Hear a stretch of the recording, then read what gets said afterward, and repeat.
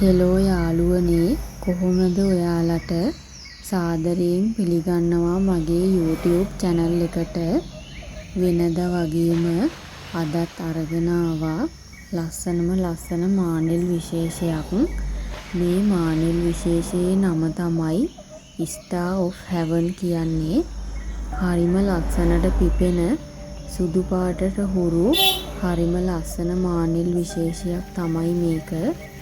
යාළුවනේ, මම කලින් ඕගොල්ලන්ට මානෙල් විශේෂයක් හඳුන්වලා දුන්නා, බැටීලෝ කියලා. ඒ බැටීලෝ විශේෂයේ තවත් ප්‍රභේදයක් තමයි මේක. මේක ඕස්ට්‍රේලියන් පවුලේ තවත් සමාජිකයෙක් තමයි මේ වර්ගය. හරිම ලස්සනට පිපෙන මානෙල් විශේෂයක් තමයි මේ Star of Heaven කියන්නේ. සුදු පාටයි වටේ තරුවක් වගේ තමයි පිපෙන්නේ. මැද රතු පාටයි. හරිම ලස්සනයි යාළුවනේ.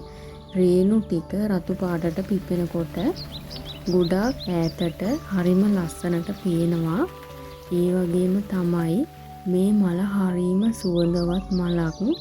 මල පිපෙනකොට හරිම සුවඳක් ඈතට විහිදෙනවා.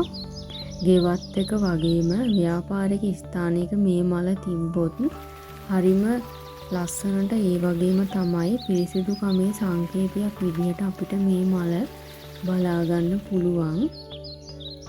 යාළුවනේ, ඕගොල්ලන්ට පේනව නේද මේ මල? හැමදාම මල් දෙනවා. වර්ෂය පුරාම මල් දෙන හරිම ලස්සන මල් වර්ගයක් තමයි මේක. ඒ වගේම තමයි ඉක්මනින්ම පැල බෝ වෙනවා යාළුවනේ. මල හරිම ලස්සනට වටකුරුව මේ වගේ පිරිලා වගේ පිපෙන්න නම් අනිවාර්යයෙන්ම හොඳට හිරු එළිය තමයි ලැබෙන්න ඕනේ. ඕගොල්ලොත් මේ Star of Heaven කියන මානෙල් විශේෂය හිටවනවා නම් අනිවාර්යයෙන්ම හිරු එළිය වැටෙන තැනකින් ඕගොල්ලෝ හිටවන පොට් එක, එහෙම නැත්නම් ප්ලාස්ටික් බේසම තියන්න. මට එක දෙයක් කියන්න අමතක වුණා. මේ වර්ගය නඩත්තු කරන්න හරිම ලේසි. ගොඩක් ඉඩ යන්නේ නැහැ මල් පැලේ හිටව ගන්න.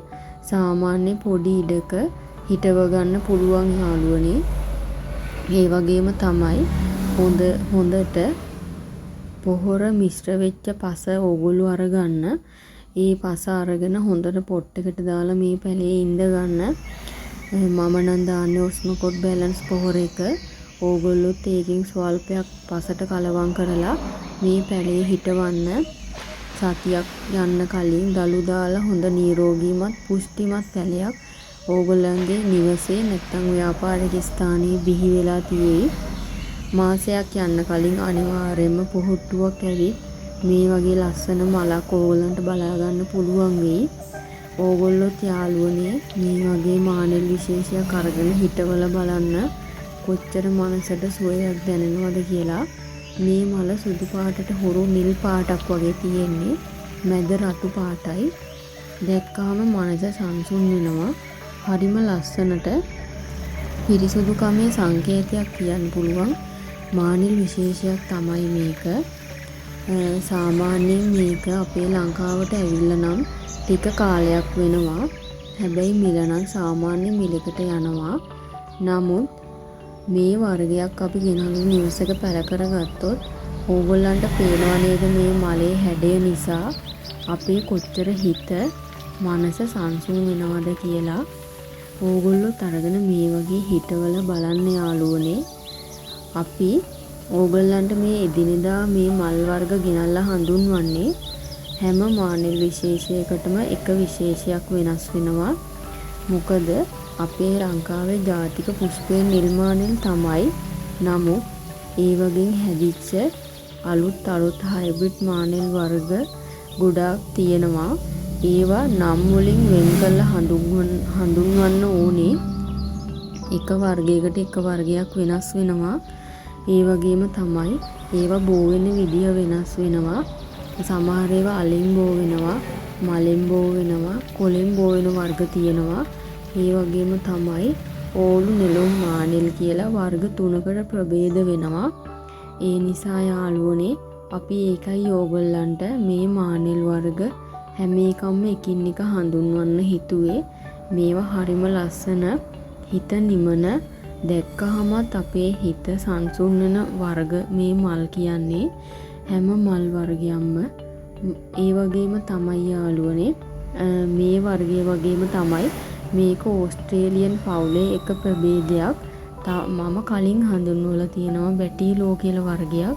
මේ ඕස්ට්‍රේලියන් පවුලේ තවත් ප්‍රභේද ගොඩක් ප්‍රමාණයක් තියෙනවා.